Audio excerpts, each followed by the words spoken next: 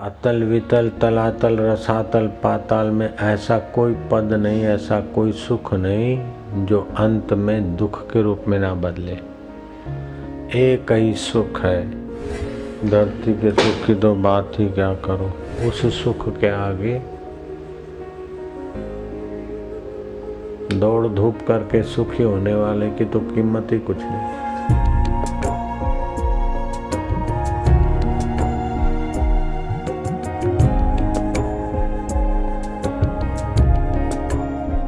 परमात्मा का सुख सबसे ऊंचा है। स्वर्ग के सुख की भी कोई कीमत नहीं आत्म सुख के आगे। धरती के सुख की तो बात ही क्या करो। और सभी लोग प्रयत्न करते सुखी होने के लिए। और संसारिक सुख एक से एक बढ़कर राजा और चक्रवर्ती के पास होता है, लेकिन इंद्रदेव के सुख के आगे चक्रवर्ती का सुख दो कौड़ी की कीमत नहीं रखता। और आत्म परमात्मा में विश्रांति पाने वाले महापुरुष को जो सुख मिलता है उसके आगे इंद्र भी अपने को कंगाल मानते हैं। यत् पदम प्रेप्सवो दीना शक्रादय सर्वदेवता अहो तत्र स्थितो योगी हर्षम न उपगच्छति। जिस पद को पाए बिना इंद्र आदि देवता अपने को कंगाल मानते हैं कि नाश होने वाला सुख है, पुण्य क्षीण करने वाला सुख है, अंत में इस ऊंचाई से इस पद से हमारा निवृत्त होना अनिवार्य है, तो उस पद को वे लोग बुद्धिमता से देखते हैं तो उनको तुच्छ लगता है आत्मपद के आगे। आत्म सुख ऐसा ऊंचा है, आत्मपद ऐसा ऊंचा पद है कि उसमें पहुंचा हुआ फिर उसका कभी च्युत नहीं होता, वो अच्युत पद है। प्रधानमंत्री पद से भी व्यक्ति च्युत हो जाएगा, धन के पद से भी च्युत हो जाएगा, पत्नी पति ये सब संबंध से आखिर आदमी गिर जाता है, स्वर्ग के संबंध से भी गिर जाता है। अतल वितल तलातल रसातल पाताल में ऐसा कोई पद नहीं, ऐसा कोई सुख नहीं जो अंत में दुख के रूप में ना बदले। एक ही सुख है, दृश्य जगत से उपराम होकर अपने आत्मा में शांति पाने वाला सुख सबसे ऊंचा है। तो उस सुख के आगे इंद्र का सुख भी तो कोड़ी का नहीं। ऐसा ऊंचा सुख आत्म शांति पाए हुए व्यक्तियों को प्राप्त होता है। इसलिए कई देवता लोग, कई मुनीश्वर लोग, कई ऋषि लोग, कई आत्मवेता महापुरुष दृश्य के चिंतन को, इसने क्या किया, उसने क्या किया, इधर क्या है, उधर क्या है, इधर जाऊं तो सुखी, उधर भोगूं तो सुखी, इस दौड़ धूप को छोड़कर अपने आत्मा में विश्रांति पाई। ऐसे महापुरुषों ने जो सुख पाया है उस सुख के आगे दौड़ धूप करके सुखी होने वाले की तो कीमत ही कुछ नहीं। जितना शांत रह सके, जितना आत्मा में आए, जितना ईश्वरी सुख पाया, उतना वह बाहर के सुख को फीका देखता है। यही कारण है कि साधक जब ईश्वर सुख के तरफ आता है तो मटेरियल लाइफ, ताम झाम वाली जिंदगी फिर उसको अच्छी नहीं लगती। सहज में ओढ़ लिया, पहन लिया जिधर, तो और गहरे गया तो फिर संकल्प करने की भी, जैसे सामान्य आदमी को संकल्प छोड़ना और वासना छोड़ना कठिन है, ऐसे आत्म सुख में रमण करने वाले महापुरुष को वासना पैदा करना कठिन है, संकल्प करना कठिन हो जाता है। जैसे प्रगाढ़ निद्रा में सोए हुए व्यक्ति के लिए शास्त्र पढ़ना कठिन है, ऐसे ही प्रगाढ़ शांति में जिसका मन विश्रांति पाया उसके लिए तू मैं की बातें मानना, सोचना, विचारना कठिन हो जाता। चाहे को नृप होई, हमें कहानी फलाने का राज आया, फलाने का, भाई किसी का भी आया, जिसको भी राज मिला हो तो छोड़ के खाली हाथ मरेगा, अभी जंप मार ले कितने भी, हमें क्या करना, हमें तो आत्मराज्य में शांति पानी। तो ऐसा आत्मराज्य है जो एक बार मिलता फिर नहीं छूटता है। तो जिनको राज्य मिलता उनके लिए तो उनके इर्द गिर्द घूमने वाले खुशामद खोर बहुत होते, ताकि ये मिल जाएगा, ये मिल जाएगा, नेता से ये मिल जाएगा। लेकिन नेता को जो मिला है वो भी बेचारा छोड़ के जाएगा, तो तेरे को कौन सा शाश्वत दे देगा। जयराम जी की नेता को जो मिला है कुर्सी, वो भी छोड़ के जाएगा, तो वो तेरे को कौन सा शाश्वत दे देगा। तो जो संत को मिलता है वह अछूट है। इसलिए भी बुद्धिमान राजे महाराजे,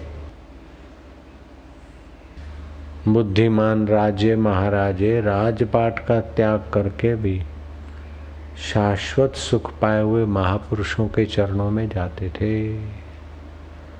राजा भरतरी लिखते, जब स्वच्छ सत्संग कीनो तभी कछु कछु चीन्यो। जब शुद्ध सत्संग किया तब कुछ कुछ जाना। क्या जाना कि मूड जानो आपको। मैं बेवकूफ़ था, अपने को मान बैठा था, सोने की थाली में भोजन करता हूँ, पिंगला जैसी परी औरत है मेरी, रथों में घूमता हूँ, 4 वेदों का ज्ञाता हूँ, लोग मेरा बड़ा सम्मान करते हैं, हर 5 साल में वोट मांगने का भीख नहीं मांगना पड़ता था, ऐसा राज था। फिर भी बोले उस राज को पाकर मैं बेवकूफ़ था कि मैं अपने को राजा मान रहा था, उस राज्य से तो मैं च्युत हो जाता। लेकिन अभी गोरखनाथ की कृपा से जो पद मिला है तो पता चला है, जब स्वच्छ सत्संग कीनो तभी कछु कछु चीन्यो। क्या चीन्यो के मूड जानो आपको।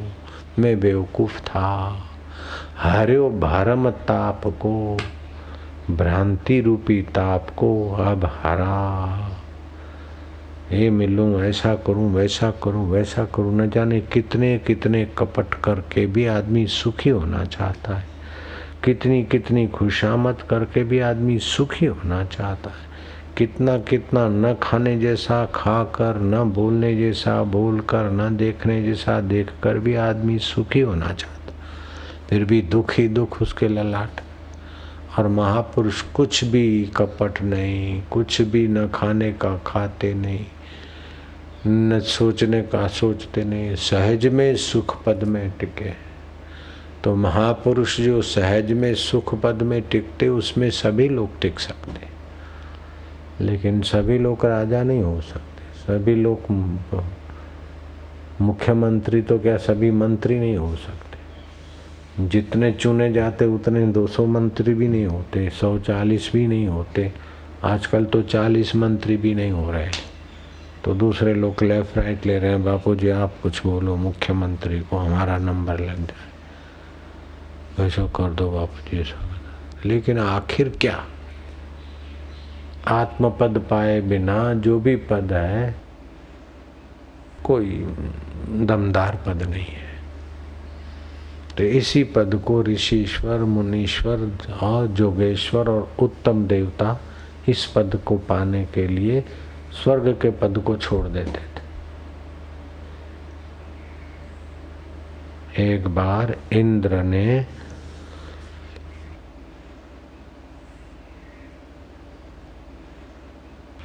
बड़े बलपूर्वक राजा बलि पर, बलि भी कई हो गए, राजा बलि पर आक्रमण कर दिया। दैत्य दानव की युद्ध, देव दानव की युद्ध तो चलती रहती। तो इंद्र बलवान सफल हो गए, दैत्य हारे, देवताओं का प्रभाव, युद्ध सफल हो। तो इंद्र ने फिर खोज लगाई कि अब वो बलवान बलि कहाँ है। जब हार होती है तो शत्रु को पकड़ लेना पड़े अथवा शत्रु को मार दे, तो बलि उनके हाथ में नहीं आ रहे थे। सारी धरती इंद्र ने खोज डाली, लेकिन बलि का कहीं पता ही नहीं, न जिंदा दिखता है न उसकी कहीं लाश मिलती। इंद्र खोज खोज के थके, फिर इंद्र गए भगवान ब्रह्मा जी के पास कि ब्रह्मन, राजा बलि का राज्य तो मैंने छीन लिया, उसके सेनापतियों को कईयों को मैंने मौत के घाट उतारा, लेकिन बुद्धिमान बलि दिखता नहीं। अब आप सृष्टि करता है, ध्यान लगा के आप ही बताओ कि बलि कहाँ होगा। तब समता के ऊंचे सिंहासन पर सभी में एक सत्ता को जानने वाले, सभी के मूल सच्चिदानंद परमात्मा को अपना आत्मा जानने वाले, सत्यम ज्ञानम अनंतम ब्रह्म स्वरूप को अपना मैं रूप में देखने वाले ब्रह्मा जी ने कहा कि इंद्र बलि मारने योग्य नहीं। तो ब्रह्मन में वचन देता हूँ, अब उनको मैं नहीं मारूंगा, लेकिन कहाँ है एक बार देखने की मेरी इच्छा है। बोले बलि ने धारणा शक्ति का उपयोग करके मैं गधा हूँ दृढ़ चिंतन करके गधे के रूप में उनका चित्त आ गया है। तो बोले अच्छा वो गधे बन गए? बोले हाँ गधा बन गए। तो वो गधा कहाँ मिलेगा? बोले वो गधा कोई साधारण गधा तो है नहीं, संकल्प से बना है और महाबुद्धिमान बलि राजा। तो गधा क्यों बना है? कि बोले वो इसीलिए बने कि और रूप में होऊंगा तो लोग पूछेंगे कौन हो, कहाँ से आए, कैसा। इसलिए गधे की धारणा करके महाबुद्धिमान राजा बलि गधा बने। तो अभी कहाँ होंगे? बोले जहाँ अकेला गधा मिले, उजाड़ घर हो, कोई बस्ती ना हो और किसी कुम्हारियाँ इस उसका होकर न रहा हो, अकेले में कहीं जो गधा मिले, तुम निश्चित समझो कि सन्नाटे में अकेले में किसी की माली की बिना का जो गधा है वही बलि है। इंद्र ने अपना देवत्व प्रभाव से खूब कोशिश करके उस गधे को खोज दिया। तो एकदम उजाड़ किसी खंडेर में खड़े थे। इंद्र ने वज्र हिलाते कहा कि अरे वाह क्या रूप बनाया है दैत्यराज बलि, तुम्हारी ये स्थिति, हा हा हा। कहाँ तो देवताओं से सम्मानित होने की तैयारी थी। दैत्यराज बलि जिन दिशाओं में रहता उन दिशाओं को यज्ञ करता ब्राह्मण नमन करते थे, आहुति देते थे, और आज गधा और वो उजाड़ घर में। क्या काल का चक्र है, ऐसे क्यों बनना पड़ा है बलि? तब बलि ने मानुषी वाणी में कहा कि इंद्र तुम गर्व मत करो, अभी भी मैं इतनी शक्ति रखता हूं कि अपनी 2 लात से तुमको, 1 लात से और 1 लात से तुम्हारे वज्र को कहीं का कहीं भेज दूं, लेकिन मेरा प्रारब्ध अभी युद्ध का नहीं, और युद्ध करके जो हमने पाया था या भोगा था वो टिका नहीं। अब मेरी रुचि उस ब्रह्म परमात्मा के चिंतन में आराम विश्रांति पाने की। इंद्रदेव तुम गर्व न करो, तुम्हें राज्य मिला है तो। मेरे पहले किसी का राज्य था, उसके पहले किसी का राज्य था। इस राज्य पर हजारों हजारों राजा आके गर्व कर करके मिट्टी में रौंदे गए, मर गए। समय पाकर तुमको भी छोड़ना पड़ेगा। जैसे आज हमने छोड़ा है तो तुमको भी कोई छुड़ा देगा, अथवा तो समय ही आपको छुड़वा देगा। मैंने जानबूझ के ऐसा रूप बनाया है ताकि जो अच्युत पद है सोहम स्वरूप, उसमें मन शांत। दृश्य और दर्शन और दृश्य का संबंध छोड़कर जिससे ये सब सिद्ध होता है, देखने वाली आंखें, दिखने वाला जगत, इन दोनों को जो जानता है उस परमात्मा में मैं शांति पा रहा हूं। मैं ब्रह्म परमात्मा में, परमेश्वर में विश्रांति पा रहा हूं। उसका अभ्यास कर रहा हूं जहां से फिर पतन न हो। जिस सुख के आगे इंद्रदेव तुम्हारा सुख 2 कौड़ी की माना नहीं रखता और तुमने राज्य जीत लिया तो क्या हंसी मजाक कर रहे हो, क्या मेरी मश्करी उड़ा कर रहे हो। जितना चित्त परमात्मा में शांत होता है उतना ही बल का विकास होता है, और जितना भोग में मन भटकता है उतना ही दुर्बल होता है। तो परमात्मा में ऐसे ही कहीं बैठ के शांत लोग होने नहीं देंगे। प्रसिद्ध आदमी था, इसलिए मैंने गधे का रूप धारण किया है। कहाँ तो राजा बलि और कहाँ शांत परमात्मा में पहुँचने के लिए गधा बनना भी उनको अच्छा लगता है। कितने बुद्धिमान। अपन गधा तो न बनो, मनुष्य ही रहो, लेकिन मौन एकांत, जितना जरूरत है उतना ही बोले, जितना जरूरत है उससे 2 कोर कम खाए, जितनी जरूरत है उससे 2 मिनट कम ही देखे दुनिया को, कम ही सुने, और बाकी का समय जिससे देखा जाता है, जिससे सुना जाता है और जिससे सोचा जाता है, उस आत्म परमात्मा के विषय में भगवत स्तुति नाम के ग्रंथ में है। वो परमात्मा के विषय में शास्त्रों ने जो बताया है वो पढ़े और शांत हो। जो पढ़ता है और कुछ इसके अनुसार ध्यान करता है वो हाथ ऊपर करो। जिसने इसका फायदा लिया हो वो हाथ ऊपर करो। जितना पवित्र होकर पढ़ोगे और जितना प्राणायाम करके हृदय शुद्ध करके पढ़ोगे, अंतःकरण ध्यान और जप करके पढ़ोगे, उतनी बार इसका अर्थ सूक्ष्मतर सूक्ष्मतम निकलेगा। जब पढ़ दिया, मुंह में उंगली डाल के पन्ने घुमा दिए, पढ़ते पढ़ते उल्टा करके छोड़ दिया, तो शास्त्र का अनादर करने वाले के आगे शास्त्र का रहस्य नहीं खुलता।